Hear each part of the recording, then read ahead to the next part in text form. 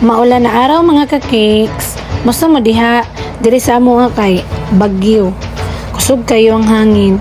Di gyud magyama-yama o gawas ang mga gagmay tapos mga niwangon gani kay na posibilidad nga mapalid. Char. Okay rin yung mga tambok pares na ako kay medyo bugat man. Dawi, issue kayo na ako ang kwan ba? Ako ang tambok. Bitaw oy atik ra.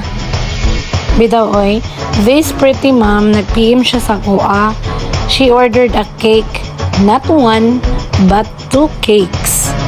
2 cakes in one occasion lang. Anak kabongga si ma'am. Tapos, naghatag siya og inspo nga may yung pasundugan sa ako mo to nga. Ako yung gitry nga makuha na ko ang iyang gusto nga design. Mautod niyang iyang ipasundog sa ako kani nga mga cake kani siya, and then kani number cake. Atong lantawon kung masundog ba jud nato, i-try nato. I will try my very best.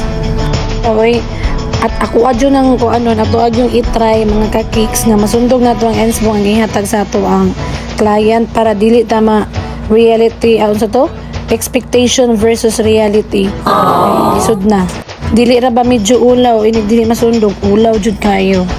Mao bitaw pag nagali magpakita na ko ends po nga medyo lisod, mao na gyud ko sa client na, ma'am, ako ra gyud i-try mao na jud ko nga, ma'am, ako ra gyud i-try ma'am ha, kadi gyud ko kapasalig nga makuha na ko na 100% kay para dili gali mag-expect si ma'am og bungga kay para inig na sa iyang cake at least mang good ma-manage ni expectation.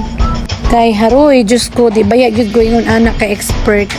Murag expert ra pero dili day ito. And tadang! Mao na niya nga to ang final look.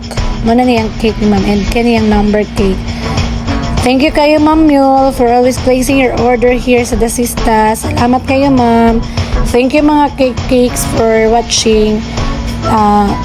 Until next time, salamat. Bye-bye. Keep safe everyone.